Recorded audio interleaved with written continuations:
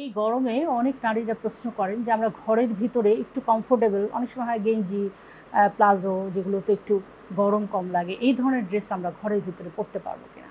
অবশ্যই পরতে পারবে, যদি শুধু ঘরে মহরম আত্মীয় থাকে, অর্থাৎ তার নিজের সন্তান, নিজের স্বামী, এছাড়া বাইরে নিজের আপন ভাই, এরকম হলে, মানে যারা মহরম আত্মীয়, তারা ছাড়া বাইরের যদি কোনো লোক না থাকে তাহলে অবশ্যই পরতে পারবে কমফোর্টলি। তবে অবশ্যই বুকের কাপড়, মাথা, এগুলো ঢাকা, এগুলোর ব্যাপারেও খেয়াল করতে হবে। আর বাইরের লোকজন মহরম আত্মীয় ছাড়া যখন আসবে তখন যাতে হেজাবটা, নামাজের হেজাবগুলো অনেক বড় বড় হয়, সেগুলো দিকে খেয়াল করতে হবে, সেগুলো পরে তারপরে বাইরে বের হতে হবে। ওই পোশাকে যাতে কেউ তাকে না দেখে সেটাও তাকে এনশিওর করতে হবে। আরেকটা জিনিস লক্ষ্য রাখতে হবে যে সে যেই পোশাকই পরুক না কেন, আশেপাশের জানালা দিয়ে তাকে যাতে দেখা না যায়, এটা কিন্তু এনশিওর করতে হবে।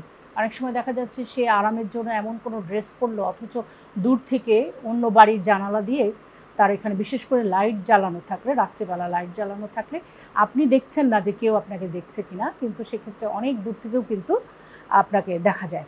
তো এই বিষয়টি অবশ্যই লক্ষ্য রাখতে হবে, জানালার পর্দা যাতে দেওয়া থাকে সবসময়, বা যেই দরজা দিয়ে লোকজন দেখা যায় সেই দরজাটা যাতে আটকানো থাকে, এটা কিন্তু অবশ্যই লক্ষ্য রাখতে হবে। তবে পোশাকের ক্ষেত্রে আপনি কমফোর্টেবল পোশাক পরতে পারেন, আপনার মহরম আত্মীয়র সামনে, স্বামীর সামনে কোনো সমস্যা নেই, সেক্ষেত্রে আপনার পোশাকের ব্যাপারে কোনো বাধা নেই, এক্ষেত্রে আপনি সেটা পরতে পারেন। কারণ অনেক বেশি গরম, আসলেই মেয়েরা মানে খুব অতিষ্ঠ হয়ে যাচ্ছে, সেক্ষেত্রে কাপড় পরার ক্ষেত্রে যদি আপনি হুব্বা জুব্বা একদম ঘরের ভিতরে পরে থাকেন, যেখানে কোনো ভয় নেই বেপর্দা হওয়ার, সেক্ষেত্রে এটার কোনো প্রয়োজন নেই। আপনি কমফোর্টেবল পোশাক অবশ্যই করতে পারবেন। ভালো থাকুন, আল্লাহ হাফেজ।